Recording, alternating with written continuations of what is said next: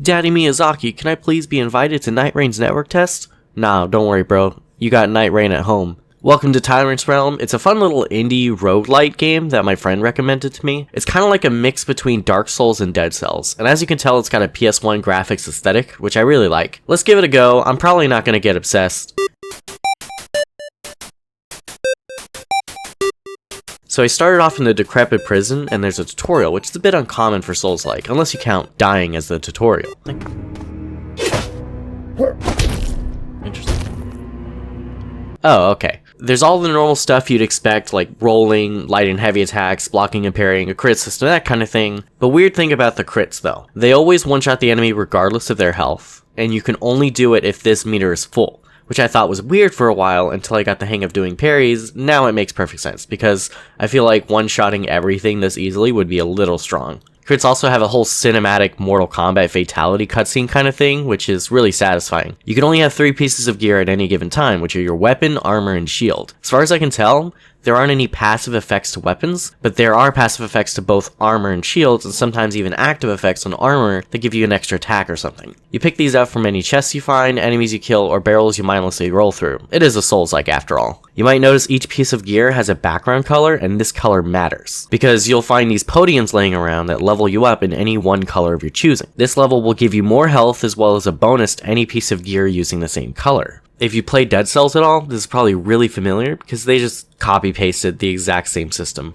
Each level gives smaller and smaller boosts, and they stack additively anyway, so it's going to matter less as you go on. So the basic idea is, if you want a tanky playstyle, you want to balance your levels as evenly as you can between all colors, and use whatever gear you like, while for glass cannons, focus all your attention on one color. If you watched my health versus damage video, you'd probably know you want a happy medium between the two, since health and damage indirectly multiply off each other. And this is especially useful on a game with additive boosts like Tyrant's Realm, since adding the same value to a weaker stat will make a bigger difference. Enemies also have a chance to drop blueprints, which allow you to unlock gear with coins, and once that gear is unlocked, you get one for free, and it becomes part of the pool to show up randomly in any run, assuming you live long enough to make it to the merchant. Oh yeah, quick reminder, this is a roguelite, just like Dead Cells. That means if you die, you start from the beginning with nothing. Whatever you've unlocked or invested at the merchant is permanent, but otherwise you have to get all new gear and deal with an all new randomly generated run. Once I actually started playing after a whopping 5 minutes 30 seconds, I finally got to the real tutorial. While I'm being mauled by enemies in this video game, what are you doing to avoid getting mauled by cyber attacks or censorship? While I'm learning how to use a shield more, you should learn to use NordVPN, the sponsor of this video. Netflix don't work in your country? Bam! NordVPN spoofs your location. On a public Wi-Fi you don't quite trust? Bam! NordVPN encrypts your data. Someone tries to hit you with phishing scams? Bam! Nord's Threat Protection Pro automatically recognizes suspicious links. Your favorite forum gets a data breach and your password got leaked? Dark Web Monitor scours the internet to find leaked credentials so you know you have to change it. Don't know what to change it to? NordPass can generate and fill in strong passwords for you. It's got everything you need for online security except maybe a brain, but you guys got those, right? I don't think enough people understand just how important cybersecurity is in today's age. People don't really rob you at gunpoint anymore. It's way too inefficient. Like, who even carries cash? Nah, the people who want to steal from you do it in their own home behind their own screen. You need something to protect yourself from these guys, and that something is on sale. 77% off, a 2-year plan, plus 3 months extra because they're a little generous. Click the link in description or the pinned comment to get yourself some savings and protection. Anyways, eventually I finally got the hang of fighting the 2 most basic enemies in the game, and then I made it out of the first level and ran into my first boss, the Bound Prisoner.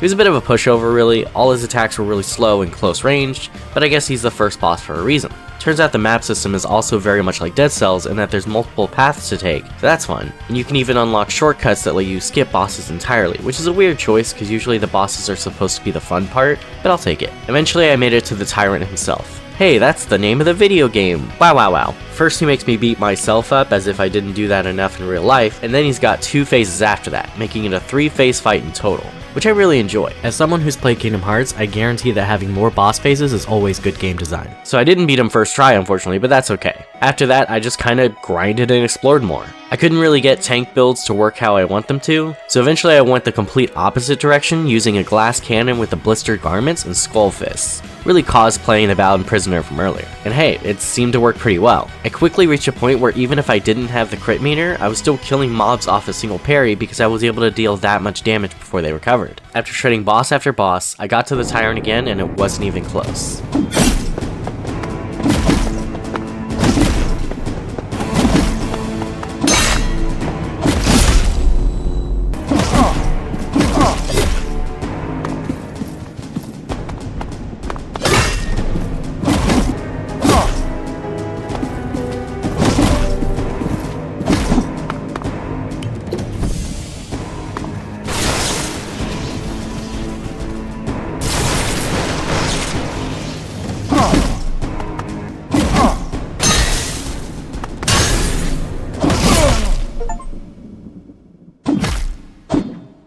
GG's, let's go.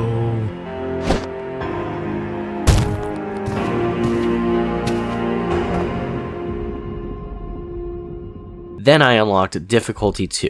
Originally, I was going to stop the video there, but I thought to myself, I might as well try a run for the heck of it, and got almost the exact same build immediately and just destroyed the Tyrant again, unlocking the third and final difficulty. Reaching the end was not as simple this time, because I didn't get nearly as many heals as I used to, so I just kept dying on the way regardless of what kind of gear I had. In the meantime, I learned a ton of cool tricks I thought were funny. Parrying is still really strong even if you don't have the full meter. The enemy stays stunned until you hit them a certain amount of times, so if you practice enough, every weapon kinda has their own free combo that you can pull off to take most, if not all, of their health. Which is why the counterattack shield is kinda useless, because it only boosts the first hit you land after doing a parry, and the best way to get value out of that is by doing a heavy attack, but if you do the heavy attack, you don't get to do the combo, so you don't actually get that much free damage with it. Remember how I was killing enemies after one parry earlier? Turns out skull fists were doing most of the heavy lifting there. This weapon just has unreasonable DPS. There's 2 armor pieces that help you farm coins, which are the thief armor and the avaricious armor. And finding out which one is better is actually super straightforward. See, in difficulty 1, enemies don't always drop coins, and even when they do,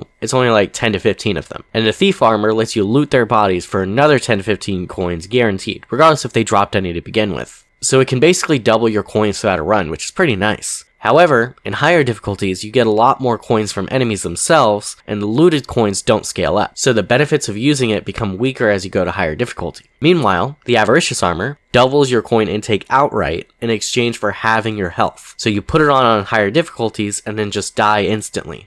Thank you, Dead Souls.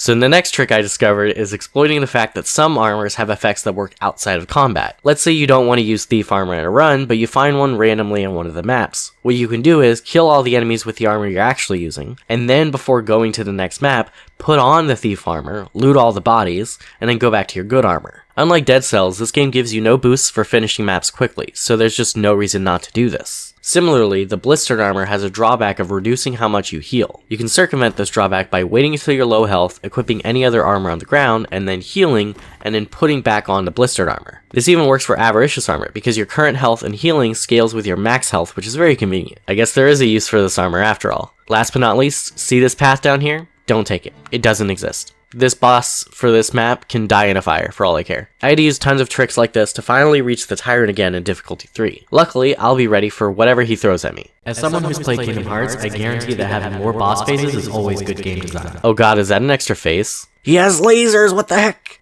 And they're unblockable, cute. Good thing I brought the shield whose entire passive effect is to block things easier. Thank you, Dark Cells. Anyways, remember how I couldn't get tank builds working? That was before I tried out the Black Knight armor. Not only is it tied for the highest defense in the game, but it slightly increases your max HP every time you get a kill with it. And remember, your healing scales with max HP, so it's boosting your healing as well. And if you get it as your starting armor, you can just stack up HP like crazy for the entire run. I actually have no idea if it stacks additively with the health you get from levels or multiplicatively with it, but still, I wanted to see how far I can take it. Hey, look at me. I am the boss now. I joke about this, but I unironically jump scared myself because I went into this area and thought a boss spawned out of nowhere, like some kind of pursuer type boss. And then I was like, oh wait, that's my health bar.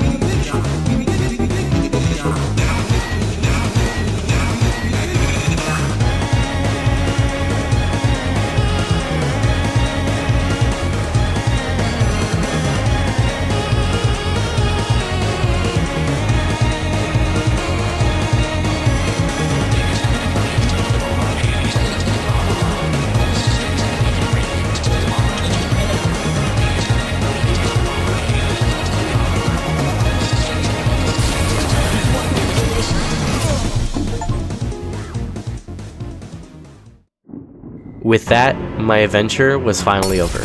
It was time to go back to my dungeon, until there's more Elden Ring stuff to do, or you know, something else that piques my interest. After all, it's not like there's much left to explore here. Make sure to like, subscribe, comment, do all that algorithm crap. Wait, Eternal Blade?